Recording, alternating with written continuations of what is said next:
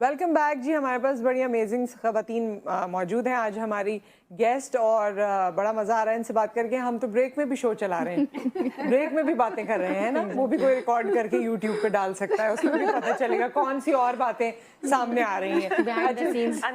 अंदर की बातें है, सबकी मिलती जुलती ही कहानी होती है, स्पेशली आफ्टर मैरिज। और अगर आप काम कर रहे हैं कुछ मिलती जुलती कहानी होती है। मैं कहती हूँ शादी आपकी अरेंज हो या लव हो, बाद में एक ही जैसा अंजाम होता है। सो वो जो लोग फील करते हैं ना कि हाय लव मैरिज हुई है या हाय अरेंज मैरिज हुई है, सब एक ही तरह से रह रहे होते हैं बाद में। बहरहाल गुलबश आप हमें बता रही हैं का बैकग्राउंड है, then I had a corporate background as well, so based on my experience तो मुझे थोड़ा बहुत था आइडिया कि किस तरह से इसको लेके चलना है। सेकेंडली एक किड्स का play cafe was you know the need of an hour at that time because we don't have that much secure and indoor secure areas के जहाँ पे आप अपने बच्चों को छोड़ सकें। एक कॉलर हमारे साथ है, उसके बाद आप ये बताइएगा, बहुत से लोगों को आपको देख के लग रहा होगा कि इनको क्या टेंशन है, घर के काम भी हो जाते होंगे, बच्चे भी कोई दूसरे लोग पाल लेते होंगे, हस्बैंड को नाश्ता भी कोई दे देता होगा, आप लोग कैसे करें, आपने तैयार होना है, घर से निकल जाना है, आपने कौन सा बड़ा काम कर लिया? इसका जवाब आप दीजिएगा आफ्टर द कॉलर। अस्सलाम वालेकुम।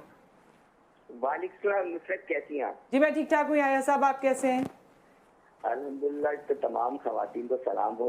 हाँ, मैंने सोचा आज आपके लिए डिफरेंट एक्सपीरियंस है, सारी खवातीन है, कॉल कर रहे हैं आप। जी पहले तो मैं ही सोच रहा था बात क्या करूंगा, लेकिन मेरे ध्यान में बात सबसे बड़ी आई है। देखें आजकल जो माशी हालात है उसमें मर्द और औरत दोनों काम बहुत जरूरी हो गया करना, क्योंकि आप घर नहीं चला सकते। मसला ये होता है कि अब माशाल्लाह मैं इनका कॉन्फिडेंस है कि बड़ी खुशी भी और पढ़ी लिखी खवातीन भी हम मुख्तलिफ नौयत के काम कर रही हैं। अब एटलीस्ट हम ये कह सकते हैं कि अब हमारे माशरे में खवातीन आगे बढ़ के काम कर रही हैं और यकीनन इनको कहीं ना कहीं मर्दों की सपोर्ट अपने घर में जरूर होगी, ये काम कर रही हैं। मेरा इनसे पूछना है तमाम खवातीन से, क्योंकि एक मुश्किल काम होता है, मुझे खुद अंदाजा है, ज़ाहिर मेरी बीवी तो काम नहीं करती, लेकिन मसला ये है कि जो घर की खवातीन काम भी कर रही है तो उनकी जिम्मेदारी होती है बच्चों को भी संभालना, घर को भी देखना। वेरी डिफिकल्ट जॉब मुझे, मैं रियलाइज करता हूँ।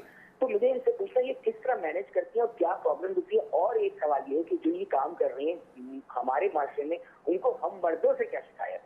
अरे वाह, हम मर्दों से क्या शिकायत है, इसी पे फोकस करेंगे हम। याया साहब गुड क्वेश्चन, और कुछ भी नहीं हमें याद है, सॉरी, सिर्फ मर्दों से क्या शिकायत है ये बताएंगे। अच्छा, पहले जो सवाल मैंने आपसे किया उसका जवाब दीजिए, फिर आप सब वो आपके पास सर्वेंट्स हैं। मैं अगर अपने घर का जिक्र करूं तो मैं अपने काम तो अपने सर्वेंट को बोल सकती हूँ, लेकिन मेरे बच्चों के और मेरे हस्बैंड के काम वो मुझे खुद अपने हाथ से करने पड़ते हैं।